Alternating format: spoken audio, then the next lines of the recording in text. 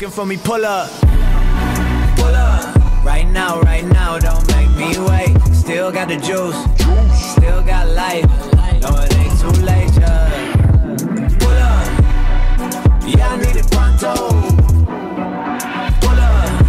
Yeah, all right, podcast 13, the first free version ever. That's correct. Tell the people why. Oh yeah. Oh man, we got a little YouTube partnership issue going on here. Yeah, it's war. I don't think it's war, but okay. Okay, so about 3 days ago, we get this email from Fullscreen, our partner for the past 9 years, since 2010. 8 years. 8 years. 8 years. And they tell us that due to certain YouTube policy changes, they are no longer able to keep us on their channel, whatever that means. Super vague. Literally, I think that was the only reasoning that they gave us. And they gave us a day notice before they end our partnership.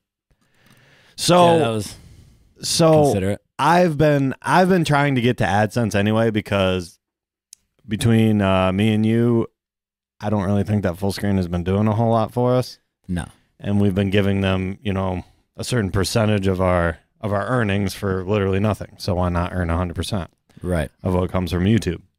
So, and I heard that it was fairly easy to sign up for AdSense, and if you meet the requirements, if you meet the view requirement and the minute requirement, watch minutes requirement. It's minute and subscriber, right? Oh, subscriber. Yeah, you're right. Subscriber. Then they pretty much approve you. It's a pretty much done deal. I apply Friday. I get an email same day, an automated email, not from a human, that says, due to specific guideline things or something like that they couldn't accept us. Sounds like a real professional email. It was super vague, and it didn't specific guideline things. It didn't really offer any specifics or anything for us to look at. And keep in mind, we have had no strikes, no anything. Yeah, we're not like a questionable YouTube channel. We put our music out, a few videos here and there with not questionable content. Yeah, all original stuff. Yeah. For the most part, within the last 5 years, we used mixtape beats the first 2 years we came up, but whatever. But those weren't strikes or anything like that or whatever. Pretty good standing channel. Mm-hmm. But we get this email back that they won't accept our AdSense application. So I'm super confused, and I'm sitting here I heard this was easy. Everyone's getting accepted to it. Why is this such a big deal for us? So I call my YouTube correspondent, Nobody Epic, Joel, and he was pretty confused about it too. He's looking into it for us. He's got some higher ups at YouTube that can get back to us a little bit quicker than our lowly channel can. So hopefully we hear something soon, because it's not a huge deal, but it's just I don't really understand what is going on at YouTube that makes this a big deal. Yeah, you called me wondering. I was at Popeyes getting some chicken. Wow. And you called me wondering about that. I didn't get the AdSense email. But I got the Fullscreen. Fullscreen sent us another automated one a couple days later too. That was just an absurd email that they need to figure out. They need to get in their system and stop sending these automated emails out, because it was due to your. It made me feel like we had this violent YouTube channel that just no one would work with, and I was like, "What? I think you sent this to the wrong person." Yeah, it's just, I think they're getting rid of a lot of channels. If any of you guys have a channel under Fullscreen, let me know, because I'm anxious to see. I did a quick Twitter search when this happened, and it sounds like this is happening to a lot of people that were under Fullscreen. And Fullscreen wasn't that small. It's one of the major partners on, or was one of the major partners on YouTube. I know that they're trying to restructure. and go do other things. But I'm wondering how many people this is actually affecting, because I know it can't be affecting only us. Yeah. So yeah, but we're dealing with that these next couple weeks, trying to figure out where we want to go. So no ads. No ads. So Are you filming? Yeah. Okay. So get those listens in ad free. That's right.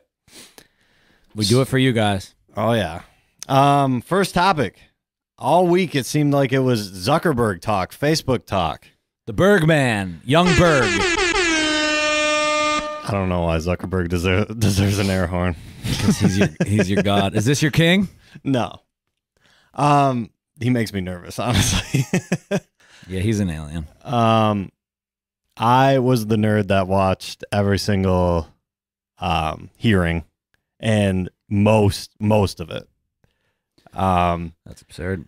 Yeah, all like 6 hours worth. I watched 20 minutes worth of old fucks asking Mark Zuckerberg. Why can't I say his name? Zuckerberg. Asking Youngberg these questions that they had no idea what they're even asking. Like, they're out of touch with things going on. And the main issue, like, okay, it was like privacy issues, regulating content issues, things like that on Facebook. And these old fucks are just asking questions based off of what they hear from their constituents or a general hunch of what they're hearing, and they're not getting to the bottom of the issue from the 20 minutes that I watched. Well, there's just a blatant misunderstanding of how the internet works with these older lawmakers. But let's keep it, because that was a pretty alarming thing to me. The Facebook thing is alarming. There was another alarming thing. Yeah, there's another alarming thing that's going on in America with our lawmakers being this out of touch. People in power are out of touch with technology. Is such a huge aspect of the world now, and it's only expanding and becoming more a part of important aspects of the world. But then when the people in power don't have an understanding of it, it gets scary. That was a little alarming to me. And so that was the biggest thing for me why I turned it off after 20 minutes was I just felt like I wasn't getting anything. Right. It seemed like just this formal, like they either decided they wanted to try and shame him or they wanted to SSD. Like there weren't really any questions where I was like, oh, I kind of want Zuckerberg to answer this one. Yeah. There were a few gems in there that, and here's the alarming part to me. We get to the alarming part of the whole thing is when there was a good question for Zuckerberg, and I was actually knowing what the hell's going on with this kind of stuff halfway. Would he dodge it? He would use I have to get back to you on that. Now he has to answer these questions like later, like in writing or whatever, how they do it. Like these questions have to be answered. Yeah. But as far as the hearing goes, there were a lot of questions in there that were good questions that he should have known the answer to. Which is, and he's under oath, so he has to answer. I thought he wasn't sworn in. Oh, he wasn't? I thought I heard that. Oh. Yeah, that was kind of an issue. Oh, I didn't know that. I could be wrong, but I remember as I was just looking things up on what was going on. Maybe he wasn't. Because it was in the same article. Did you hear Facebook has donated X amount of dollars to a lot of these people's that were asking him questions, campaigns and stuff. It was in that article that they were like, and this time through, he wasn't even sworn in under oath. I mean, I guess that makes sense, though, because I was just like, how can he dodge all of these things that were like, if you're a CEO of a tech company, there were certain things that he was being asked that he should definitely know. Yeah. Like, and he should even feel, because that's the thing. And they were questions that if he were to answer them like I thought might be the answer, it might be bad for Facebook. So it says Youngberg will not officially be under oath during his Senate testimony, but Youngberg will still be legally required to tell the truth, as lying to Congress is a federal crime. Well, okay. So whatever. Yeah, I mean, so he's supposed to tell the truth. He's supposed to tell the truth. I mean, regardless, he should be telling the truth anyway. Yeah.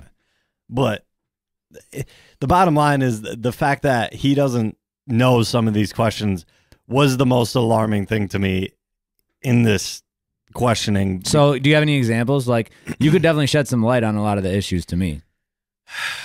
I'm trying to even think. The biggest alarming thing that I was hearing is I felt like he was trying to sidestep a lot of the activity that is going on outside of Facebook. Like if a company embeds like a like button into their website or something like that. Third-party like apps. Anything third party, not even apps, like websites or shopping tracking or like whatever. I felt like he knew what the company was doing, but he didn't know the full extent to what the company was doing. Mm-hmm. And that was kind of scary. Like, because you're just giving away your users' information, and he doesn't know. He doesn't know why. how much. I think he did know. Like he has an idea of it, but he doesn't know the full extent of it. I heard something about how the third-party apps just started saying, for example, we need all this information, and it just started to become kind of a generic thing. Yeah. Like, and now it's coming to the realization that no, it shouldn't be. You should actually just be asking for the information that you specifically need for your third-party app. Yeah. You shouldn't just need all this shit and then you get to use whatever you want. Right. And it had become kind of just a generic template of things to ask for. Well, and that was kind of the weird thing about the whole thing is through the whole hearing, both of the hearings, I was getting the vibe that it's just like Facebook just grew so fast that it's almost just like no one knows what the fuck is going on. Well, and it is crazy to think about. Like, obviously, Youngberg is a smart ass dude, and it's easy to look at Facebook and him in situations where like privacy issues and things like that, and look at him as this like alien villain, like just smarter than everyone and using everybody. Yeah, but at the same time, when you think about it, like he's also just a human who started this social network app like way back in the day. Yeah, as just, a way to meet girls and like connect, a college thing. And now when you think about, now he's sitting before Congress being asked about Facebook allowing hate speech in foreign nations that is like inciting violence and stuff like that. And it's like, yeah, if you were the CEO and started a company that started the way it was intended and now is this, right, there's a lot of things that would that you'd be unaware of, or that you would only be able to react to and wouldn't necessarily be proactive about, because you just don't, you can't think that stuff well, is gonna... and all of those are algorithms and things that are just our AI, as far as like he has programmers that are designing these things that have their own views. True. And so it's not like him himself. And just the fact that they're algorithms, period.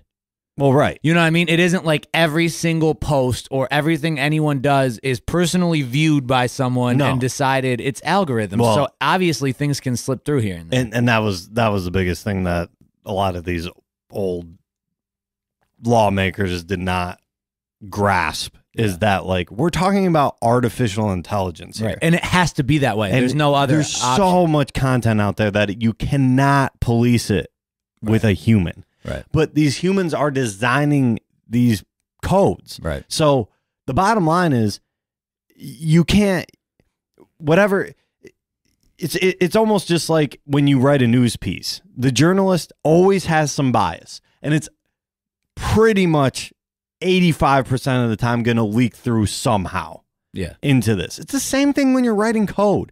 Code isn't, especially when you're dealing with policing hate speech and things like that, there's got to be something in there. Like, what is hate speech? Well, and that's the thing. Facebook wouldn't be Facebook if you just went on the super defensive and said anything even remotely close to questionable, we're banning. Because then Facebook isn't Facebook. No. Like, then you start accidentally banning stuff that is just absurd to ban. It's like I forget what senator it was, but he was like, I hope that you don't come away from this thinking that all of us want you to police speech harder. because not all of us feel that way. And adults need to have adult conversations if we're going to change anything about this or about America in general. Like, people can't be so afraid to be offended. Yeah. Like, that's what makes the world go around, dude. Like, you have to have tough conversations. Yeah. There's no way around that. So, like, yeah, we can have Facebook become this PG place and whatever, but is that really what's good for America? I don't think so. And that's not free speech. Yeah. So, yeah, and I don't know exactly, because I hear things. There's differences to me on quote unquote hate speech that is, and I don't want to downplay like offensive as just, it's just offensive, but yeah, that's just offensive to somebody, as opposed to hate speech that is like inciting violence in the Middle East, or like riots, like using Facebook to do violent things. Like, if there's a way to put a stop to that, then yeah, you should be proactive about that. But to me, I think, yeah, violence is different. Yeah. Like, to me, when I think of hate speech, it's people that use the term hate speech are literally people that conveniently take all of that stuff that you were saying, but then combine it together with anything else that could possibly be offensive. And not offensive to everybody, though. Right. Like, that's the thing. Like, you go to a comedy show and stuff like that. Like, half of these things are offensive to multiple groups of people. But does that mean that it should be blocked? No. Right. Yeah, like if someone wants to go type "I hate white people" on their Facebook, like, they should be able to do that. Right. Yeah. That's offensive to me, but yeah, if that's how you feel, that's how you feel. Right. Because you could go say it out in public. Right. And like, I think it's dangerous when you start talking about not allowing people to do that. Yeah. Like, that's not a good thing. Violence is something completely different. Like, if I'm going to go kill somebody. So is that actually, is the hate speech thing actually one of the big issues that he was facing? Like, those type especially from the Republicans, because there's a huge controversy that they think that Facebook is blocking conservative views. Oh, okay. Which they might be right on. Okay. Well, isn't that a thing on YouTube?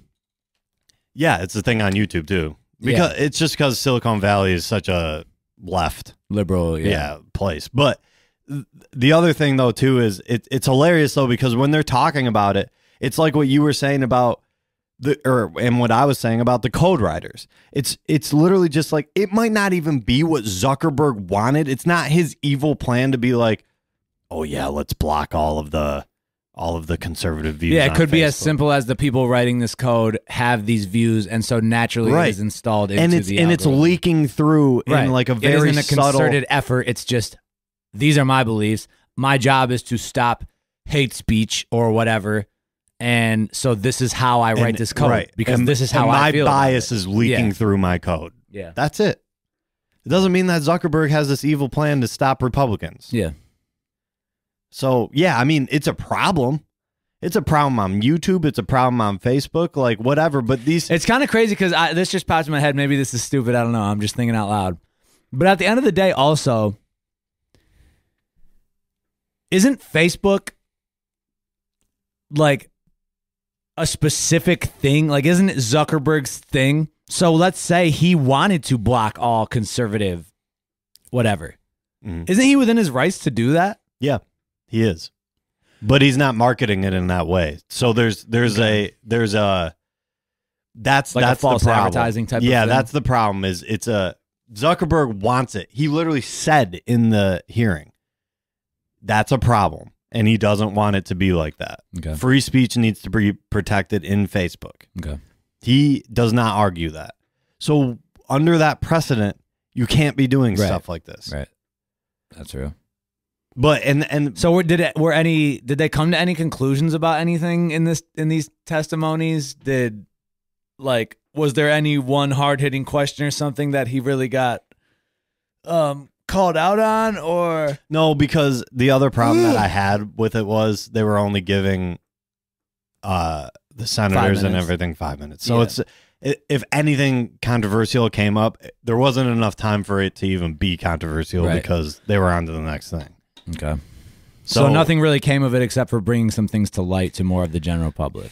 Yeah. And now hopefully in the next months to come, he'll have to answer to some things or fix some things, whatever. Right. And the only thing that really makes me nervous about the whole thing is how Facebook is acting outside of Facebook, because I don't think, because weren't they even saying when you like shut down things, like how it's still running? There's like cookies and everything that they attach. But that's the thing is, like, me knowing a lot about how all of that stuff works, I don't know to what extent. Like, it could be harmless or it could not be, but it wasn't answered. Right. And Zuckerberg answers in like vague terms that may satisfy someone that doesn't know what they're talking about. But to me, I'm like, you could take that question further if you wanted to. Well, that's how I felt about all this stuff. And probably to some of the senators and to some of their credit, like you said, they only have 5 minutes. So it's not like you can ask a question, get an answer, have a follow-up. Like, you just kind of get your 5 minutes to shine, and then it's on to the next. Yeah, for sure. But I don't know. To me, everybody freaking out about what's going on Facebook. I'm like, dude, let this be an education to you about how the internet works. Don't put all of your personal shit out on Facebook. Yeah.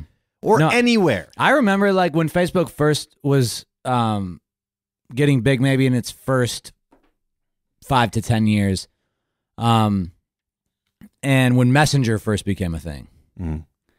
And I'd have friends, like I was in high school and early college, and you'd have friends that just treated it like AIM, and they just say, like, I'd be in conversations where friends are saying absurd shit. Yeah. And I'm like, no, I'm not trying to have this just out there. No. And I still have friends that'll say, like, but the thing is, they're not dumb enough to put it on their status or something or whatever, but they'll send a message like it's private. Yeah, but it's not. And it's not. And it's like, yeah, I don't see the point in that. And that's, but people just are so trusting, and then they'd rather be like, oh, I can't believe, in hindsight, I can't believe that this isn't private. It's like, it's the internet. Yeah, nothing's private. Nothing's private that's sent on the internet. Everybody, don't send shit on the internet. Like, and it's just kind of common sense. It's like somebody runs this website that's not a part of your family or anybody that you have even met before. Yeah. I do feel that kind of makes me think. I do feel kind of bad for some people these days, though, that like get famous, and then the Twitter trolls go bring up something they said when they were 12 in some status or something like that, and then they just get dragged for it, and it's like, okay, everyone did some type of dumb shit. Well, yeah, like if you really want to go search people, you can find some dumb shit and then try to label them whatever way. And everyone's views evolve, but that's change. What's crazy, and that's what people have to realize these days. And I think some of the younger kids, even now, they've just come up with technology. So I don't know whether that means they are more aware of this stuff or they're less aware because typing something into Twitter or your Facebook status is just part of life for them. Well, yeah. So I don't know if they're on that side, right? And I don't know if they're on that side of things or if they're on the side of like, okay, I'm more aware of what this technology is, and so I'm not going to do that. I don't know. I think there needs to be more education as far. And here's the other thing too, because I think I felt a little bad for Zuckerberg when everyone was coming at him for the privacy stuff on Facebook as far as what they're sharing. Like, is there any way that I can find out what my information is and like what I'm sharing and what I can lock down and everything like that? And Zuckerberg kept saying, this has been controllable for like the past 5-6 years. Mm-hmm. Like, you can control a lot of this shit that you guys are worried about if you make the effort to educate yourself. Mm-hmm. Like, he's running a business.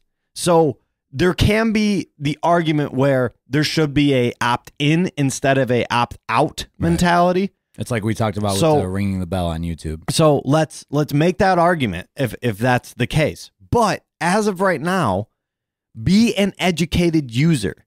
If you don't understand something, read the manual before you use it.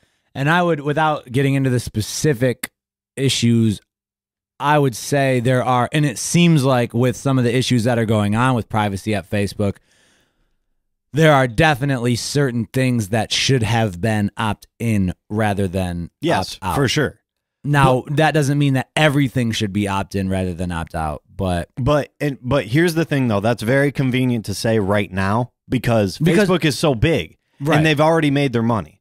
So, but you do have to understand, like, it's easy for you and I as young adults, and people our age, to kind of laugh at and make fun of some of the older people and even some of the question these senators are asking and stuff like that. But if you're a billions of dollar business like Facebook, you have, shit tons of users over the age of 45, 50, and you do have to dumb things down. You can't just be like, well, and I'm not saying specifically if they would just go to settings and privacy and change their shit. Like, yeah, people need to be able to do that. Like, you can't just settings. But at the same time, there's a certain line there that you do have to really dumb things down for the user. If you're that big of a business and you have this many users, you do have to, like, you have a big percentage of people that, whether right or wrong, don't know. Yeah, for sure. And you have to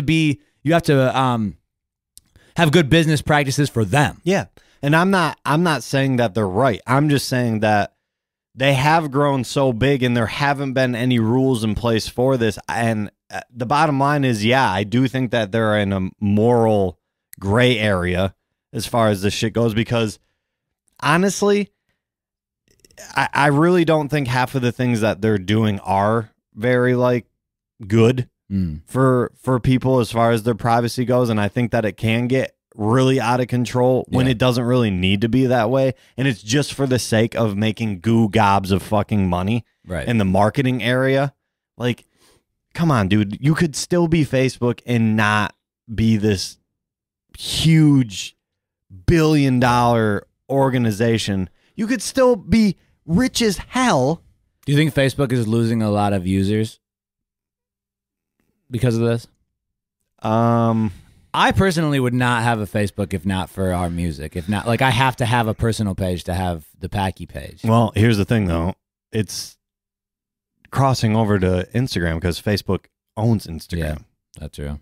So everything that's the not understanding by the miseducation by the user is I think I read something that they were like, Facebook has lost a lot of users since this stuff, but Instagram remains untouched. Yeah. And it's just because they're going under a different name. Yeah, but I mean, that's real. Like, I mean, but that's the thing is, it's like, but it's the same privacy issues. I know. The same.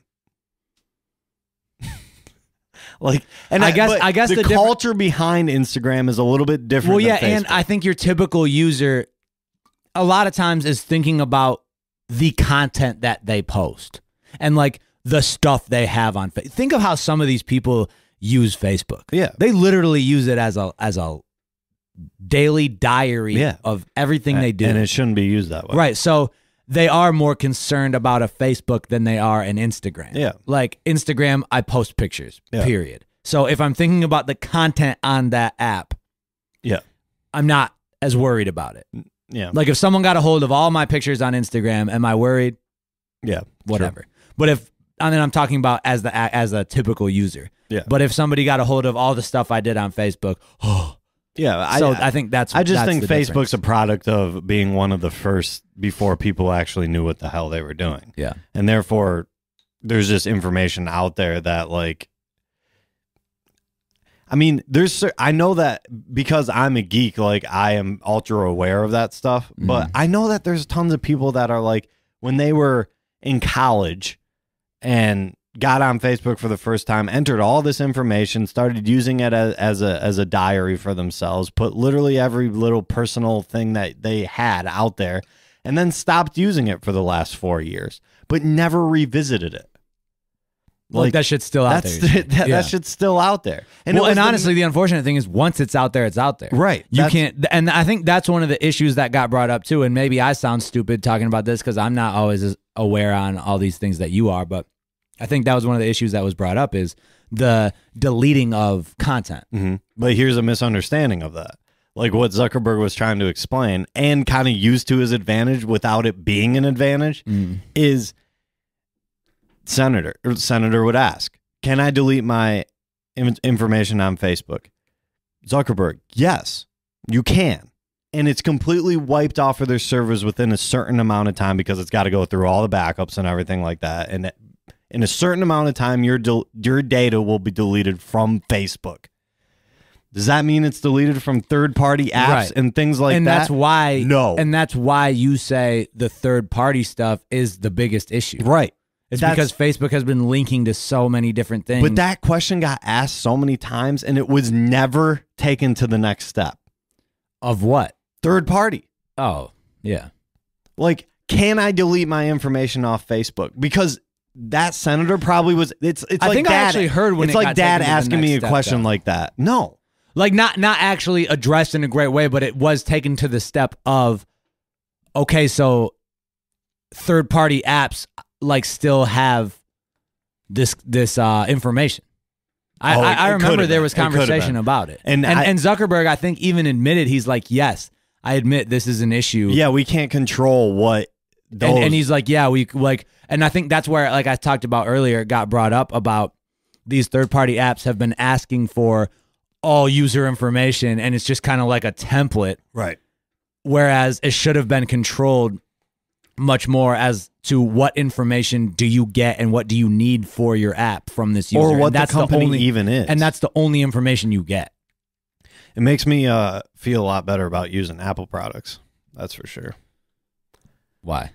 Apple reviews every single app to let it by a human reviews every single app that gets submitted to the App Store, and they are super picky about privacy stuff. Okay. That's why stuff is so hard to get approved in the App Store compared to like the Google Play Store or anything like that, because Apple has such high standards for like privacy and design that they turn away tons of stuff. Okay.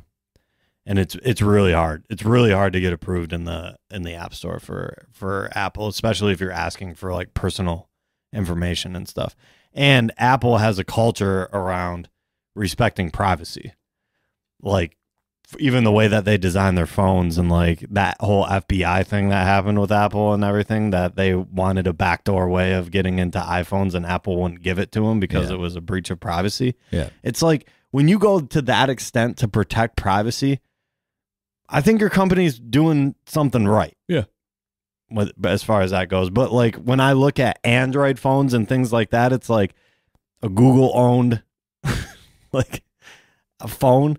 Is that anything that I'm doing in there in private? This world is scary, man. Like all this shit is great and it's necessary and it allows for awesome things. Like we wouldn't even be living the life we're living right now if not for all these things. But man, when you start taking them to like certain extents, it's pretty scary. Because I started thinking about it, like all those Google owned apps that those like Pixels are using and stuff like that. It's like, well, because honestly, that's like using Facebook Messenger. Like if there was a Facebook phone, it would use Messenger as their texting app. Is anything private as far as that goes? Well, and I even think of what, you say you're very well versed and aware of the things going on, and you're definitely in like the much smaller percentile of people of being aware of your settings and your privacy and what you're doing on the internet. That being said, you also use the internet for everything. Like you have lots of information that you put in on the internet because you have lots of apps and things like that to do daily things in your life. Yeah. So when you start to take things to that certain extent, is no matter how good you are at being aware of your settings and things like that, when you start putting all this information out there and you're constantly inputting, whether it be banking information or your address or whatever, so many things are done online these days. And the bigger and broader things get, it becomes scary. You could be a great user and still get fucked. Yeah, it's a matter. It's the same thing though as like previous decades without the internet. It's just kind of like you have to know who you're in business with. You have to know what the company's standards are. You have to know like if they're a legitimate company, and all of that. Like, what would happen if my data got breached? Is this company going to hurt hard or is it not going to hurt hard? Depending on like if PayPal ever got hacked. Yeah. And tons of people lost their information on that. Devastating to PayPal. So PayPal, you better believe PayPal is going to try its hardest to never let that happen. Right. It's that kind of stuff that I'm just like, okay, my personal information is in PayPal. If something happened, that would suck. But it's the same thing as if anybody hacked Chase Bank. Yeah. Like, everything is connected to the internet anyway this day and age. Like, you're not helping yourself out by not doing. That's what I mean. You have this. to do it, and because you do it. But to me, like, something like Facebook is a good example of something that's just so unnecessary. Like, do I really use it? Well, yeah. Do I really need to have Facebook to like do all of this shit and sacrifice all of that the potential of my privacy getting breached? Like, no, I don't need Facebook. You can get Facebook out of here. You can get Instagram out of here too. Do you think that's part of the reason why Twitter has kind of seemed to have overtaken Facebook from a social media aspect? Is Facebook was really cool. It was the first of its kind. And people got really information heavy with it and used it for everything. And now, like, Facebook has not taken or Twitter has not taken over Facebook. I'm saying for our like generation of using it, like the younger I think the younger generation uses Twitter more than Facebook. Don't you? No, Instagram, yeah, but not Twitter. Not Twitter. Twitter's still a distant third. Yeah, I would. Yeah, because I think Twitter's a cultural thing because we're so involved with hip hop and music. Music, it's a breeding bed for like all of that stuff. Okay, I wasn't aware of that because I even see like on TV and stuff. You see, Twitter being referenced all the time. Yeah, it's like media, entertainment, music, things like that. Like, yeah, it is, but it's a way to get your opinion out there. But as far as like actual personal social networking, no. Facebook's bigger and Instagram is the biggest, honestly. Yeah. But yeah, as far as like personal, like I want to talk to my friends, everyone's using Instagram and Facebook. That's the thing. I think we're one of the minority because we are part of the entertainment industry, and a lot of people that we know are part of that. That's right. And we were kind of in a weird generation, not even generation, but like a year gap where Twitter was a new thing. It was kind of like Facebook, but it was the quicker Facebook. And then all this, like we got entranced in Twitter for that short period of time where it was cool. And then Instagram was cooler. So, and there hasn't been anything that has taken over that. So Instagram has had way more. I wonder what would even be like the best, like stat to use for like biggest social network or like most used, because I'm sure if you went by users, Facebook just shits on everything. Yeah, it's because it's worldwide. Yeah, and it's been around longer than a lot of things. It's worldwide. It just, and like you said, people have Facebooks that just sit there, whatever. But I guess you could do active users, so it's still shit. It's still shit on everyone. And it would still be. But I wonder, like, as far as just trying to gauge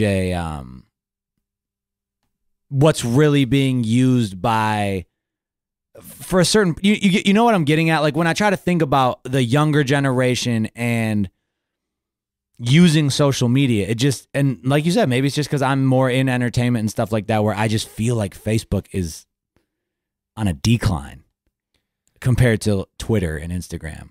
But maybe that's just the world I'm in. I think it's because of the world that you're in. Okay. I don't really like. Yeah, I don't. Every stat that I've seen is Instagram for sure, and then it's Facebook. Yeah, and then it's Twitter. Okay. I think there was a point in time where Snapchat was starting to be out there too, but I think that's kind of. I hate Snapchat and I hate Facebook. Dude, I have literally never liked Snapchat ever. All right. You got anything more you want to talk about this? Hold on. I wanted to look. Oh, here we go.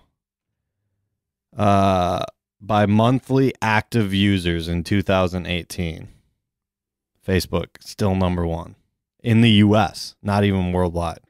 Okay.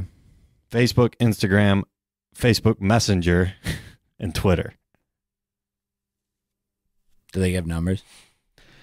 164 million For Facebook? for Facebook, 106 million for Instagram, 103 million for Facebook Messenger, and 70 million for Twitter.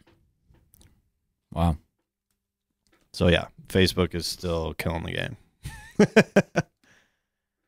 And I honestly think though, because Facebook had the advantage of being first, mostly, like MySpace was technically first, but it first that actually dove into the standard marketing platform to be able to sustain itself. That's why it's so big. That's why it stayed around for so long.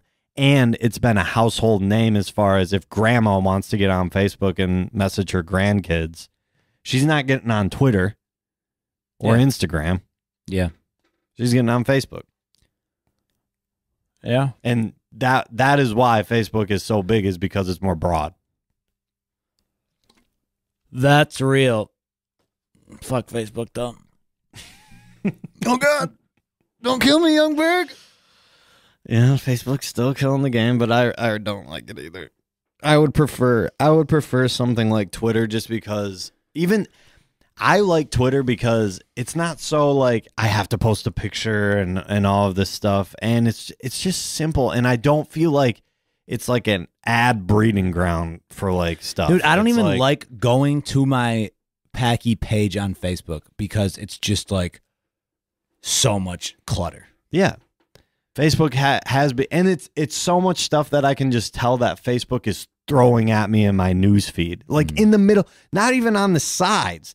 In my news feed, there's shit that I'm like, I know you think you know that I like these certain things, and sometimes they're actually scarily right, which the algorithm is actually working. That was like, I don't want to get back into it, but that was something that was brought up in the testimony too, is all that spot on ad stuff. Yeah, it's like that. It was like, what are you tracking?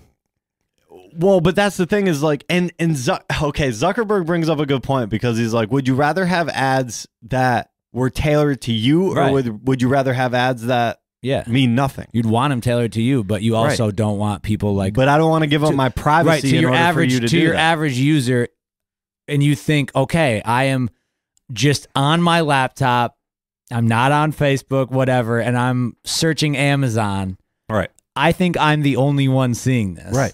But Facebook doesn't make nearly as much money if they don't do targeted ads. Yeah. If they advertise like any TV network or anything like that, they don't make as much money. But there's an other side of it. Joe Schmo doesn't get to advertise anymore. Why? It's not affordable. Facebook made it affordable for literally anybody to target ads or buy ads. And if they did it the same way that everybody else is doing it, it's unaffordable. Okay. Which is the reason why even Twitter, they do have targeted ads, but they're not as good as Facebook, and they cost more. Mm-hmm. So the better you are, the least expensive that it is, but the more that you're giving up in privacy. That's the conundrum.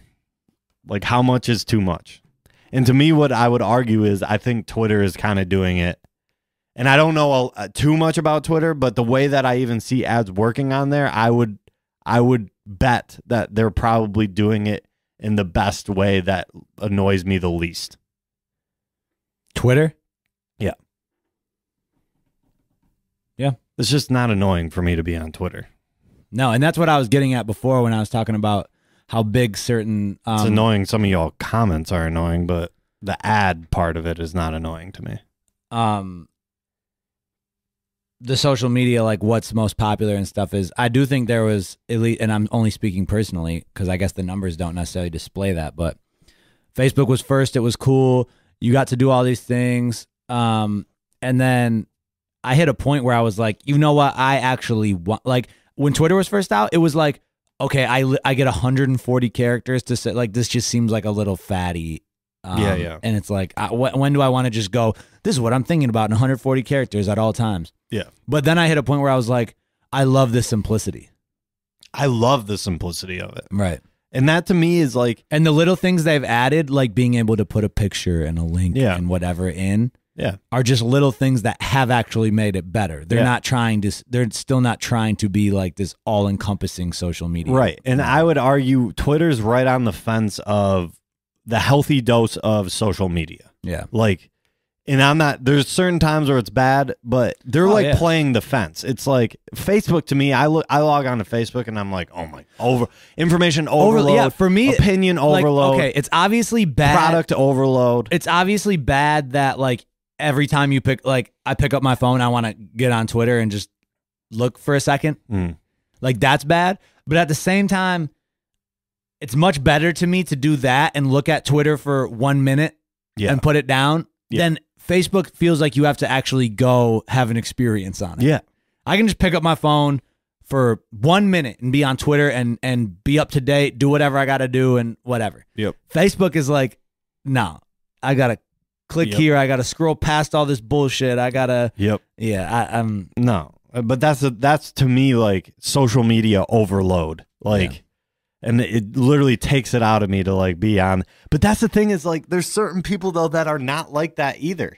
Yeah. It's like I look at, and I think that's why Facebook is still big. Is there's lots of people that I think there's more people that are not like us that are like they love that overload. We're kind of in our bubble of, and a lot of people we're around would agree with us, I think. But if you start to expand it past our bubble, there's lots of people that are like, oh, I live for my Facebook and all the things, like, and keeping up with all the people and doing all the different things on there. Yeah, the more I talk about it, the more I'm like, I think Facebook gives me anxiety, and it's like, and I don't like it. But Twitter, I'll take some of your dumb comments and stuff like that and all of that for the sake of like me not being bombarded with what product I should buy every week and because stuff. Twitter's so simple, I know Facebook you can like, you know, mute people's posts, whatever, but because Twitter's so simple, if you have a friend or someone that you follow, you don't want to unfollow and whatever, you just simply click the mute button, their posts don't show up, and there's something that you can really set what you're quote unquote being bombarded with every day. And it's basic. Yeah, it's simple. That's what I mean. Like Facebook would be like,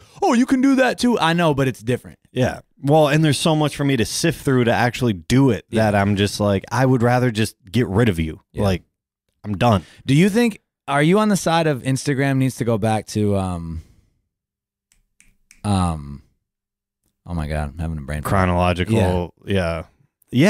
I am too. But that's the thing though. They can't because Facebook owns them and the whole way that they're able to present and buy ads and oh shit, I totally forgot about this. This is a great point.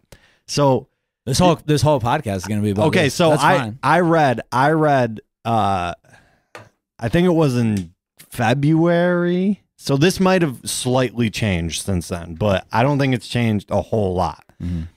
So back in February, I read that when you post an Instagram photo, it goes out to your like 10% of super fans or users or whatever you want that are interested, that have Instagram deems that are most interested in your profile first for the first 10 minutes.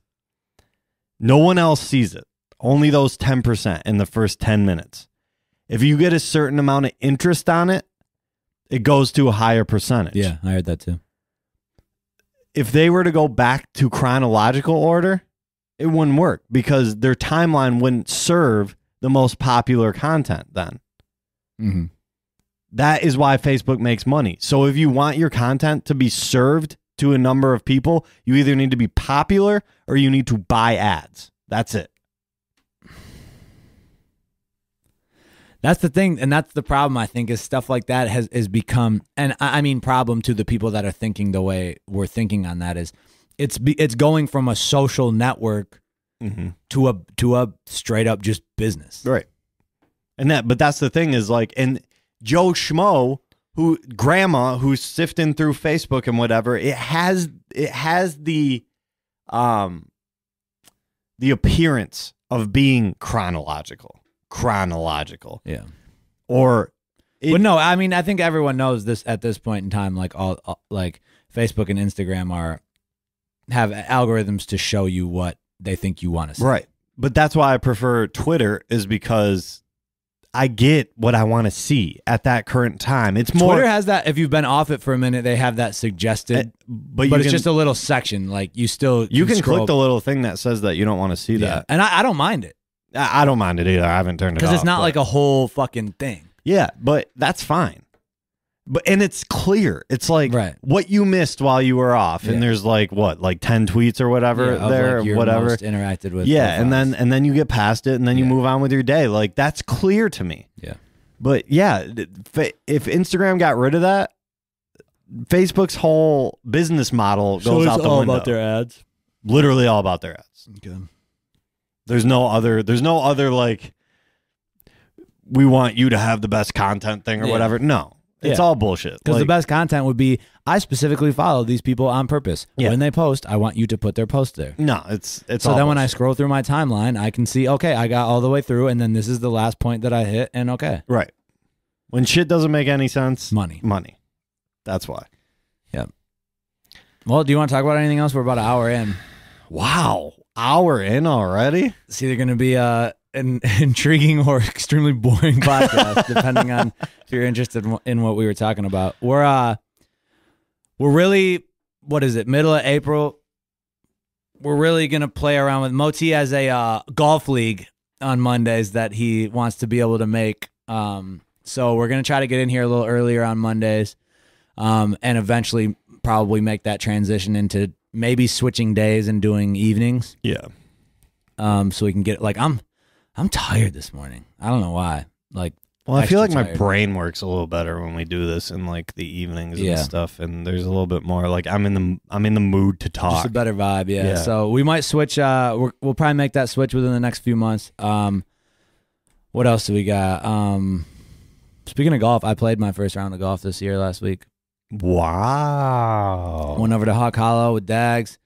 Thanks for the invite. I think it was like, I think you were working. Yeah, sure. He gets out early. He gets out at like 3:30. So when? Like what days? All days. Oh, he does? Yeah. I thought that was only like specific days. No, he goes in earlier. Oh. So yeah, we went to Hawk, and surprisingly, because I hadn't swung a club since last year. I was like, okay, this isn't bad. I was 8 over through 14, and then I was 8 over on my last 4. So I finished with an 88, which was, I wasn't very happy with that, but it was, it was cold. What 9? It was 8 or 18 at Hawk Hollow. What 18? The first 18. The first. Yeah. Yeah, it was just shit the bed at the end, but terrible. Those first 14 I was happy with. A-Nix hit me up, he asked if you and I were relatively free this summer. I was like, yeah, why? He goes, just want to make sure we get on that scramble circuit. Yeah, we need to get on that. I want to do some scrambles this year. Yep. NBA playoffs started. LeBron lost. It's always good. Don't care. We're in the middle of April. It's just had a snow and ice storm. That's cool. Yeah. Went to Yolk Fest last week. Shout out Ali and Apollo and Galaxy and Trey. I did Redo with Ali. But I just wanted to give a shout out to the Spec fam that always comes through Lansing shit and supports us and artists that we surround ourselves with. Yeah.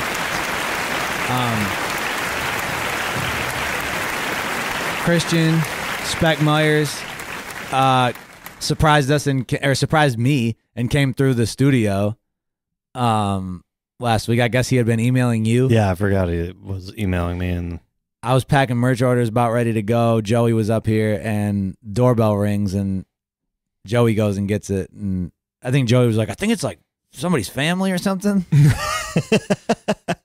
And all of a sudden, Christian walks down with a few people, and I was like, oh shit. So we showed him the office, showed those guys the office, and but no, that was cool. I like that. But yeah, they like people driving from Indiana, Ohio, whatever, to support us and these people, and it's just cool to see all the Spec gear and have that family vibe. But shout out those guys too, putting on Yoke Fest. I said it at the show, and I'll say it here. It's just really cool to me to see younger artists and things in the area coming together and doing stuff like that. It just seems like, I know there's other pockets in the area that do that too. But it's cool in the area that we're in. I look back on when we started doing shows locally, and we linked up with Green Scheme, and we brought all our friends together and did all this shit. And that was a huge part of our come up in music. You can't just put music out every once in a while and call yourself an artist and say, okay, here I am. You have to actually put in the groundwork and do things like that and come together and work together. And I just wanted to give a shout out to that and a nod to that, because I think that's really dope. And it's dope that I can see our fans supporting it. Yeah. Real briefly, that kind of brings me to a topic that I wanted to talk about. Okay. And I don't want to get too far into this because I think it's pretty straightforward, but I do think that because there's so many people wanting to do music and so many people wanting to be rappers and things like that, that I think it needs to be said. And I'm getting a little bit not frustrated, but like my eyes are being open to the fact that like we all want all these cool things to happen, but everybody wants to be the man and nobody wants to help. And I, like me myself, as far as like what we have done with the Specktators, like I have tried to like be an example of that you don't always have to be the guy that's front and center in order for stuff to like work in your favor. It is cool at there's always times that I miss being on stage and being the center of attention and everything like that. It's always cool. And don't get me wrong that it's not. A lot of people tell you that it's not, but they're wrong. It is. And I won't front by saying that, but I do think that there's a lot of communities that like could really benefit from people taking a step back and being like, I know that I want to be the musician, but what am I really good at? Yeah. There's so many, I see so many talented people around, even from our hometown and from our home area, that are so talented, but they're so stuck on being all about themselves. If you could really step back and know yourself and say, these are the one or two things that I could really see myself doing until I am like 45 years old, because I'm good at them and no one can tell me that I'm not. And then you combine that with getting together with somebody else that is actually the musician or rapper and get together with their team and things like that. That's a powerful thing. And it doesn't happen very often because there's not a lot of, like, it's hard to become famous. But those guys, most of the guys that come from the grassroots that you guys are all about, like the Logics and the G-Eazys and all of them, they have teams of people that don't want to be the center of attention, but are really fucking good at what they do. Teams and a lot of like managers, agents, like those are two of but the I'm not saying just that. I know that's not what you're I'm saying. even talking about before that point though, because you don't get to that point without everybody like managers though. Managers, okay. And a lot of times you look at some of those guys, like they have great managers, but they also have a great team. I know. I'm agreeing with what you're saying. Yeah. I'm just, I look at a lot of guys and I even, that's something I lament about us is we've never had like someone that we can look to and say, that's our manager. He handles our shit. Yeah. He puts us in positions that I wouldn't be in. Yeah. If not for him. But that's also what I'm talking about is as far as people knowing themselves, like, there's plenty of guys out there that are trying to do the most. They're trying to manage themselves. They're trying to be the rapper. They're trying to be and that's fine if you want to dabble in everything and you don't know what you want to do. That's cool too. I'm not knocking on that. But if you've been doing it for a long time and you think that you are like a good people person or whatever, and like you tend to like make a lot of friends and won't ever stop talking to people and making the connections, and you like doing that more than you like doing the rapping stuff, and being real with yourself that this is actually a thing that can sustain. Not just saying that I like being on stage every once in a while and therefore I want to be the rapper, because that's not cool. The bottom line to me is, if you're really good at that, help somebody else that's really good at doing what they are doing. Well, and I can speak to you like you, when we first started music, you were the rapper. Yeah. I came in and started like writing with you. I wrote some songs. I jumped on some songs with you. We just worked on things together. And pretty quickly, we were like, okay, Packy's good at this. We were a duo then. Went from Moe-T to the Specktators. Over time, relatively quickly, we did songs together, started to determine that, okay, like, Packy's good at this. You started to get interested in production. And you started making beats. And we were still the Specktators, like whatever. And all of a sudden, when you got comfortable with it, you were like, okay, this makes sense for Packy to take over the vocal side, and I will produce, and we'll be a producer-rapper combo. Right. And so you stepped into that role. You were in that role for a long time. Yeah. Then we decided to start the label, and it made sense for you to, and we had worked with a certain amount of producers to this point, that it made sense for you to step into a role of, for lack of a better word, like label head, manager type of role for the label. Right. And that's where you are now, and you still produce.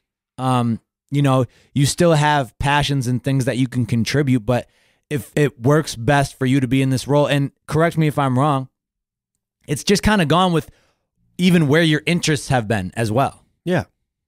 Like and I don't want to say like, you were interested in this, so you switched. You recognize the need as well. Yeah. And you were also interested and went for it. It's not even interested. It's where the passion is. Right. Because that's the thing is like, and what I can do most effortlessly, because it you're seems, good at it. Right. That's kind of my thing. Well, yeah, even though you're the label head manager, whatever over here, you don't necessarily do everything that a label head manager would do. You've created your own position. Right. Yeah. Because you do a lot of things that someone in your position somewhere else wouldn't do. Yeah. But you also don't do some of the things that someone in your position would do. I do everything that I can that I know that I'm good at. Like that's kind of the thing. And another key, not to cut you off, but another key to this is do this shit when you're young. Yeah. Because we've even realized as we've gotten more established, and it's not even necessarily a young old thing. It's a small time, big time thing. It's like you're not making money and everyone's grinding to money starting to be made thing. Because now that we are an entity that people know about and there is money coming in, anyone that we want to try to like bring aboard or work with or whatever, and understandably so, there has to be a money discussion. Yeah. But then from our perspective, let's say I said, I really want to work with this PR guy. I have to pay him.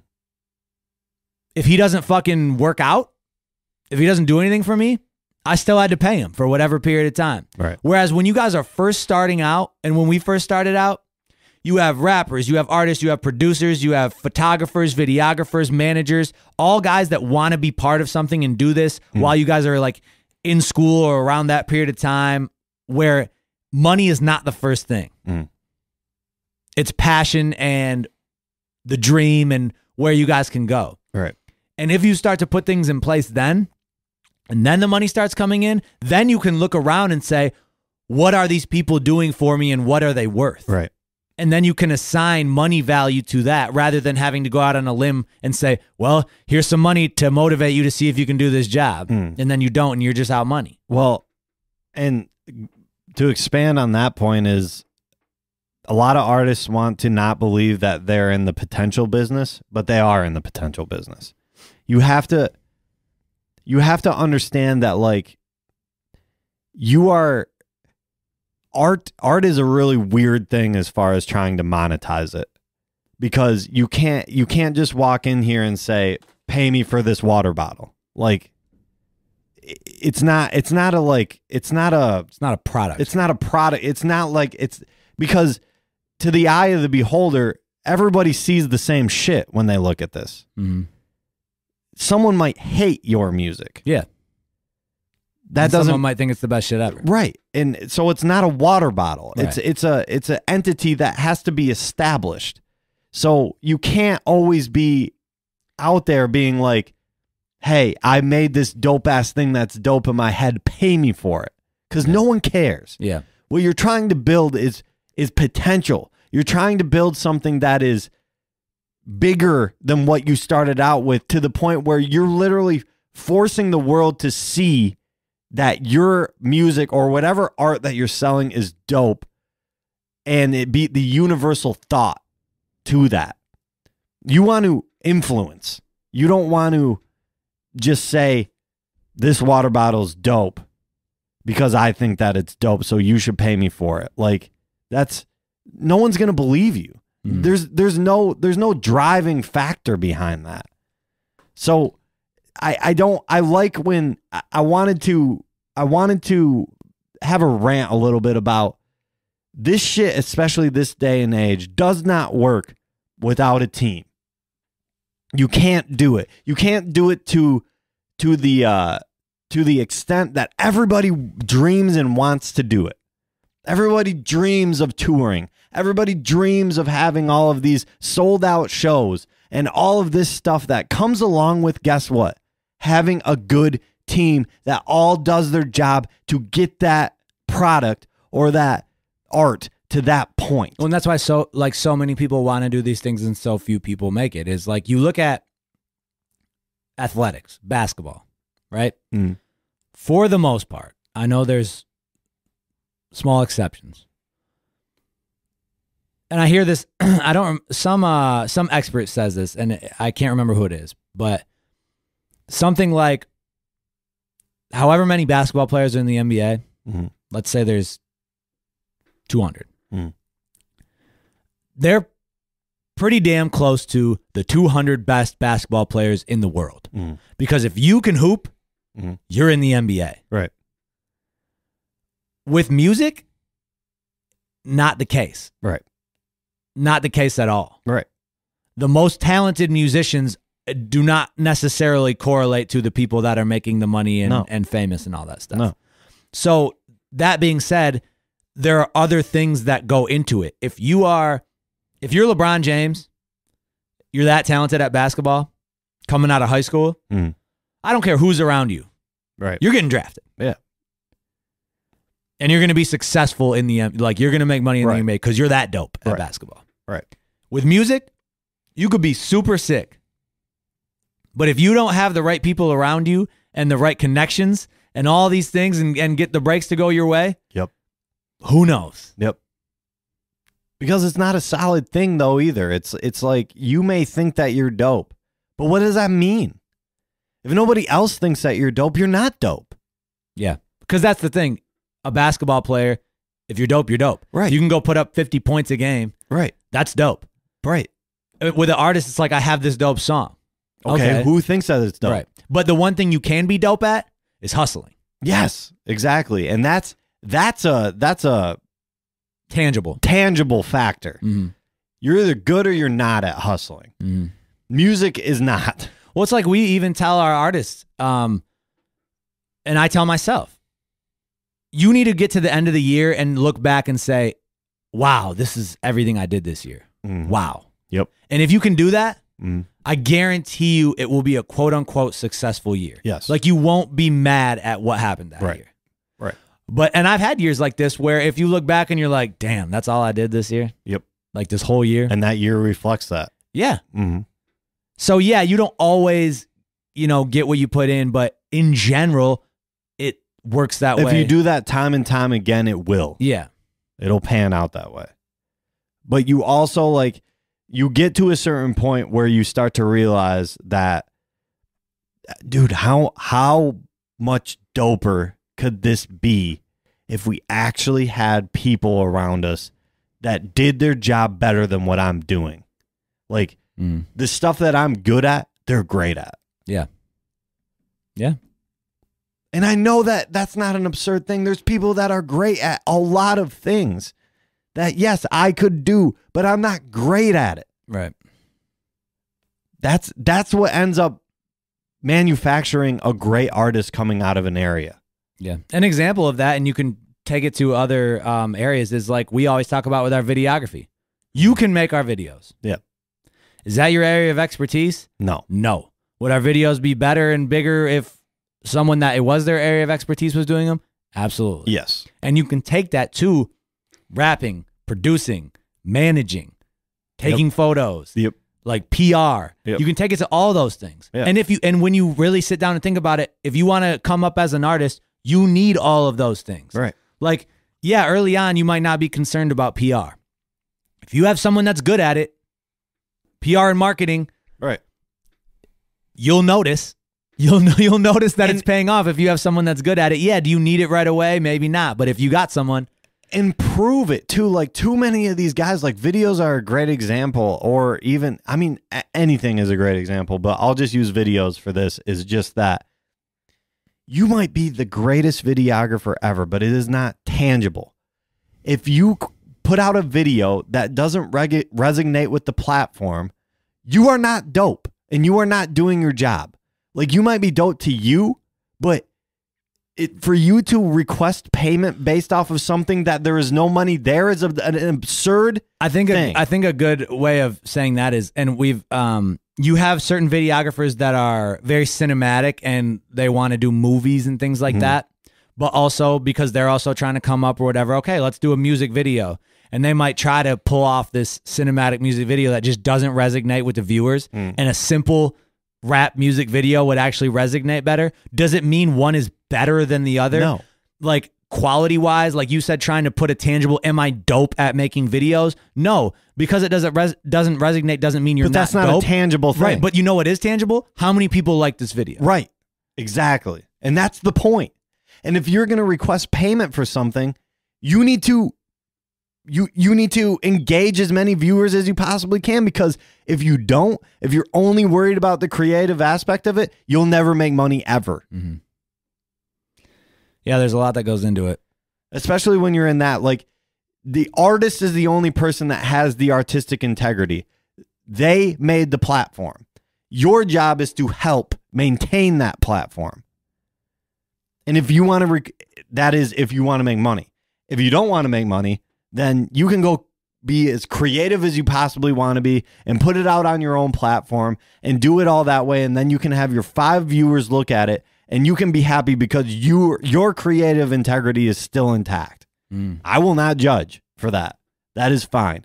But for all these videographers or anybody, artists, musicians, whoever, for all these people that want money right off the bat when they haven't established themselves to even get past how many different viewers or listeners or whatever, what money?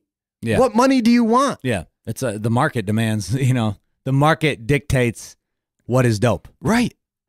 So sorry, you may think that you're dope. I may think that you're dope. Yeah. But Well, if that's the why- market doesn't think that you're dope, That's you're why, not dope. Like the same person could do a music video for me and a music video for Drake, and they could do the same things, but they would charge a different amount. Yeah. Because the market dictates what it's The worth. market is different. Correct.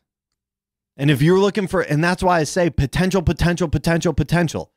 If you believe enough in a product that you could see grow to the point where you be making more money on that platform than you would yourself, that might be something you want to invest your time into. Yeah. I'm with you. But yeah, that's, the bottom line is I want to talk about, like, it's like a PSA, because I do, like, it's not only us, but I see so many different other people suffering from that, and they complain, and they're just like, this city is bad, that city is bad, like, it's not good for music, it's not good for creatives and everything like that. Well, are you a part of that problem? Because all I see is like 78 rappers that all want to, because you know what, when people say that, they're basically saying it's not good to me. Right. But they because don't, I want to do this and I'm not being helped to do this. Well, No. maybe you're not the one to do it. right. Nobody is stepping back and being like, what am I good at? Yeah. What can I? Maybe I am not the best at this rapping thing. Well, because if you look at it from a certain perspective of, you could take lots of, like, take Lansing, for example. If you looked at it and said, let's take a pool of people that are interested in this area.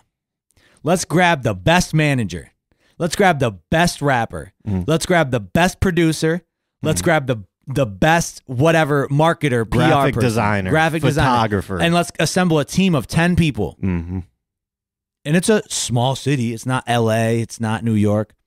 You got a sweet team there. Yeah. Like, there's hella talented people. Yeah. And that team could push an artist in this city to great things. Right. But you know what? And we've been part of the problem. We're part of the problem. Like, whatever. I'm not saying we're perfect in this area. No. If that were to happen, you would have a big artist. Yes. But instead, bigger than what anybody has ever seen out of this area. Instead, you have 90% of those people want to be the artist. Yes. And then the other 10% are either like, not like, if you're manager or someone on the outskirts that's not the artist. And I understand it's difficult because there's not money in it. There's no guarantees. There's not that like creative passion. But they don't want to go, they don't want to fully dive into it because it's like, who knows? Right. Like, I'm tying myself to this person. Right. Who knows? So you want to be a manager, but are you really out there looking for opportunities for this guy? Or are you just acting manager? Yes. You know what I'm saying? Yes. Are you actually passionate about managing? Yeah. That's what I want to see. Yeah. If you are, great. If you're not, look for something else. Yeah. You should. Passion is something that you can't fake. Yeah. It's not like, that's the thing. If you want to wake up every day and do this thing, that's passion. I don't have a passion for making videos. I don't wake up every day wanting to make videos. Yeah. I have a passion for running this business. Well, and honestly, I have a passion for mixing. Yeah. I literally can't get enough of all of that. And stuff. honestly, I don't want to say this would be your responsibility, but it would display passion if, like, a videographer, if instead of just waiting for the artist that you attach yourself to hit you up once every few months to go shoot a video, and they just take you wherever they want to take you and you just shoot it for them and give them a video. If you're really passionate about it and you believe in this artist, hit them up and be like, I got this idea. What do you think? Right. And because that's the whole idea of having a team. You have a videographer that is thinking about videos. Yeah. You have a manager that's thinking about getting opportunities and connecting you. You have the artist that's thinking about your music and how to make dope music. Yep. But so many times it is the artist that is thinking about the opportunities and the videos and the music and the PR and the production. So yeah, it isn't all like, yeah, there's a tough part that 90% of people want to be artists. I get that. So that's an issue. But also those people that should be artists, it sucks because they're also handling all this work. Yeah. And it's going to be mediocre if they are. Right. Like, that's the thing. You can't do everything. Yeah. No, that's if you try to, it's not going to work out. You're going to get a mediocre result. Yeah. You might be successful, but how much more successful would you be if you literally got somebody that was passionate about all that stuff and did it for you? Yeah. And all those aspects. You don't have to take your own photos. You don't have to shoot your own videos. You don't have to do all of that stuff. But I will agree that if they are not attached to the platform and they are not passionate about not only what they are doing, not gonna work. but the potential itself, then it doesn't work. Yeah, everyone has to buy in. Right. They have to be all in. Yep. That's a good point. But it is. It's missing from a lot of areas. And like, I feel for the artists that are actually doing, that are knowing themselves and being like, this is what I'm good at. Mm-hmm. And I'm missing everything else because there are tons of people. I imagine myself just getting caught up in like what we were doing with the Specktators and never changing it. Mm-hmm. Us just both being duo rappers and never doing anything different. Yeah. It would have been easy. It would have been easy, but I can guarantee you. And it was on you because at the end of the day, since you started it, even though I had in my head, like, I should be the solo artist on this vocally, I would have never gone to you and said, this is how we have to do it. Right. I would have made the recommendations, whatever. I would have never gone to you and been like, it has to be this way. But you don't know what I'm passionate about. But I'm saying either. you would have had to, in your head at some point, be like, this is what needs to happen. Yeah, exactly. But but that's the thing is looking down the road or back then, looking back onto then and looking where we are at now, there is no possible way we would be here doing what we are doing, being happy with what we are doing if we stuck with that same path. Yeah. Huh. I will 100% say that. Yeah, no shot. I think it would have fizzled out after 3 years. Yeah, no shot. That's for sure. That's just that's just me saying, like, I did what needed to be done, and I'm happier because of it. Yeah. But I had to have a real talk. I had to literally just be like, because it wasn't an easy decision for me to be like, I'm going to give up the center stage. Mm-hmm. That is not an easy thing. I'm going to yield to all artistic decisions as far as like how the music is made and shit like that to the artist. That is not an easy thing when you were the artist. Yeah. And I get that. And I feel for anybody that may be trying to make this decision, but it needs to be made or else no progress gets made. Yeah. None. Yeah. All right. We've been talking for a while today on like 2 topics. All right. You want to do questions? Let's just do a couple. All right. Let me bring up this first. I like that though. We haven't done like an independent artist advice segment in a while. Yeah. So I think it was that's needed. a good. Hey, it's Wyatt from Alabama. I was wanting to know what your favorite sports memory is, whether it's something your favorite sports team ever did or something you did as a kid, like hitting a game-winning shot, maybe hitting a game-winning home run, just something you really look back and love about sports. Thanks, guys. Have a good week. For me, I would say my personal ones would be in high school winning state championship in basketball and state championship in golf. Golf was cool because it was like individual. Well, basketball came down to the last seconds, which was dope. And golf was also like that. Have I ever told the golf story? I don't think so. So I was for those of you that aren't familiar with high school golf, you have 5 people compete on your team in the state tournament. And I was the number 4 golfer on our team. And which means like 4th best, basically. And there's 2 days of the state finals. And after the first day, I was in first place. I was the only person that shot under par. And which was like my best round ever. So I surprised my damn self. Mm-hmm. And obviously I went into the second day with no expectation of actually winning this thing because I shot out of my ass the first day. Mm-hmm. So the second day I go out and I shoot a good score again and I'm tied and I go into a playoff, a 4-hole playoff with another kid and went, I think it was birdie. We both birdied the first playoff hole. So I went to another one, we parred, went to another one, we parred. And then the 4th one I birdied and he parred and I won it. So that one was really cool because it was like so unexpected. Like my family was there, a bunch of my school came out and supported and like was watching that whole playoff. So that was cool personally. And then I'd say as a fan, probably the best moment would be the 2000 MSU basketball national championship. I was young, but I can't think of one that tops that. No. I don't think there is one that tops that. Lions haven't done shit. MSU football going to the playoffs was cool, but it's like you didn't win anything. What about the Pistons winning the... Pistons winning the title was cool. That was cool. And I guess that one I enjoyed in a different way because I was when was that? That was like... When did the Pistons win? Was it like my sophomore year of high school or something like that? Junior year, maybe? I don't know. I know I was in high school. 2004? Yeah. Sophomore year of my high school. Yeah, so I was a little older, so I got to like enjoy that one a little more. Yeah, because I remember being at a friend's house or something like that. Yeah. For that. But yeah, that was cool. Those were great years for the Pistons. Yeah. Yeah, that was sweet. Damn, I missed those.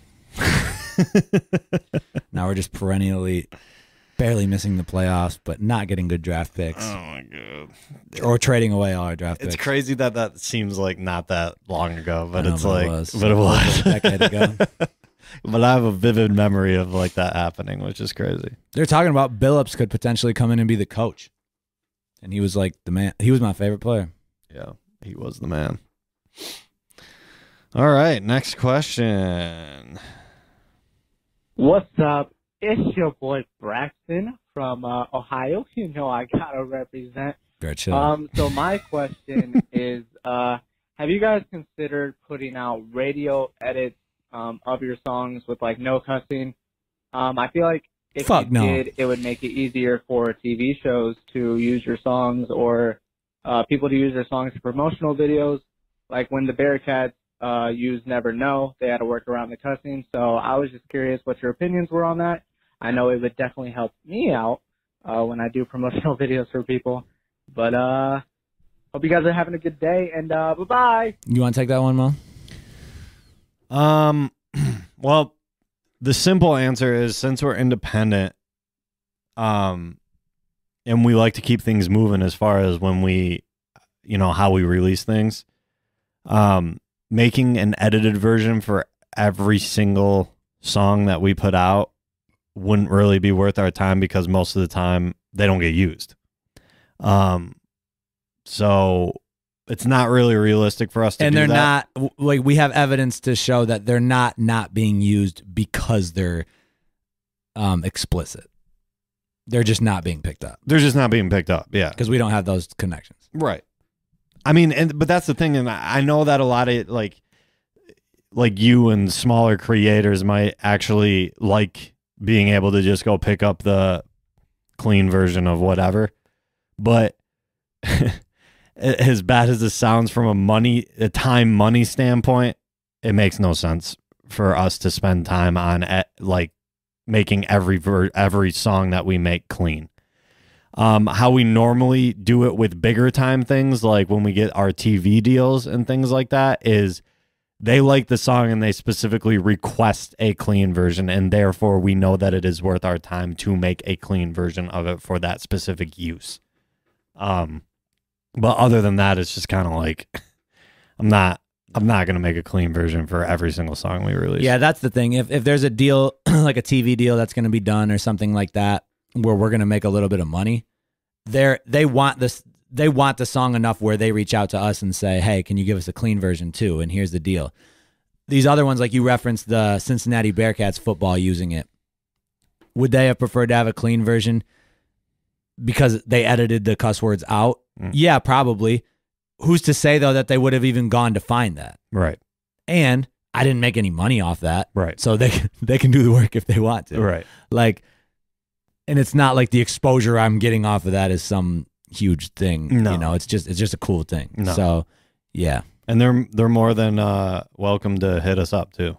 Yeah.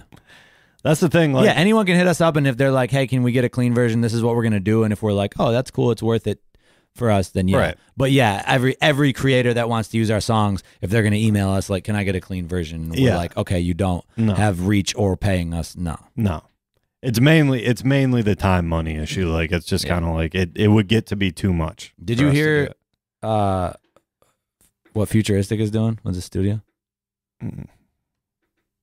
What up, y'all? It's your boy Futuristic. You at Sheesh World Studios. I'm opening my personal studio to the general public starting May 6th. My man Mogul is going to be the lead engineer. He's engineered most of my music. All you got to do now is send your name, your number, your Instagram to sheeshworldstudios@gmail.com. Producers, if you want me to use your beats, if you want other artists to come through here to use your beats, send beats now to sheeshbeats@gmail.com. Both of those are with 3 E's. We located in Arizona, and we gonna have cheaper prices than all these other bootleg ass studios you messing with. Come through, check it out.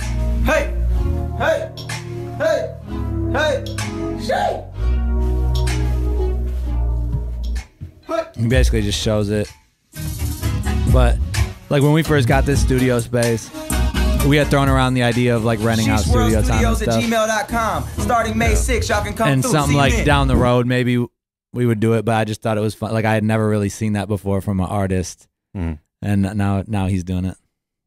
Yeah, that's interesting. I'm surprised because I do think I've seen like him post videos and photos and whatever, and I think that's his personal studio. No, but I think the way he's doing it is smart. Is he's I don't think he's just going to go accept any Joe Schmo that wants to use it. No. And he's all about those contests. Well, and it sounds like he's gonna have like an engineer he trusts present. Yeah. So it's not like people are just gonna be in there with their own team fucking around. Right. But I thought that was a cool idea. It's cool for fans. Yeah. Not a bad idea. All right. All right. Well, I think that's it, right? The Young Mark Berg podcast is done with. Yeah, right. Facebook edition. No, I feel like there wasn't really like a shit ton that went on this week that I was trying to talk about. So I'm glad you had that on deck, you know? Yeah, I mean, I thought it was interesting for the week, so whatever. Hopefully next week is a better I mean, that's the thing. I'm still trying to feel out what our podcast audience is. Yeah. I don't know. Because I think it's still too new to like really figure it out. That's what I mean. Like maybe the technology. Oh my God. Figure it out. Maybe like the technology, like YouTube, things like that are actually really interesting topics compared to like music topics. Yeah. I'm really not sure. So let us know, per usual. Yep. Comments below. We read them all. So make sure to comment whatever you need to. Questions. Be sure to get your questions in for next week. The number is in the description. We're trying to use fewer questions per week just because in past weeks the fan questions have kind of like taken over the podcast. Right. And we still want to do specific topics and kind of just have little questions to add to it. So just because your question doesn't get used, don't be bashful to call in next week. Like, call in as often as you want, and we're going to pick one or two each week to answer. Yep. All right, we're going to outro with a new Packy song. Ooh, not 100% mixed, but it'll be out by the time the next podcast comes. So we wanted to give you a little taste. No.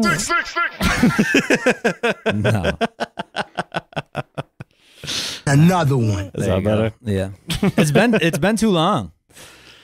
All right. This next one is called It's Been a Long Time. Brick by Brick, coming soon by Packy. Brick by Brick. Parker.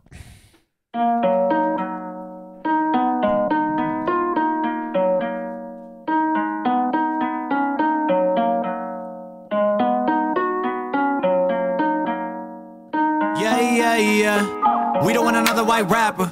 They don't say it, but they think it. They don't listen to my music. Try not to listen to my demons. Said I wouldn't burn bridges.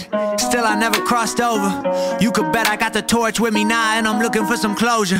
Never got signed, never got looks, never got agents, never got booked. No handout, but I never got shook. Smoke a little weed, but I never got hooked. Don't nobody give me shit. Don't nobody tell me shit, though. Everyone think they got a voice now. Don't nobody sound like this, though. Young Pack, grew the fuck up. Left home, blew the fuck up. Thought that I knew what's what. Didn't realize that I still gotta come up. Money don't spend like it used to. No new friends, they'll use you. Everybody wanna be in the studio making hits with me. When I look around, I better know who's who. I am not for the games. Don't be playing with my name. Don't be claiming you an artist. We don't see you dropping anything. Every girl a public figure now. Followers you wanna dick them down. They accommodate that shit too.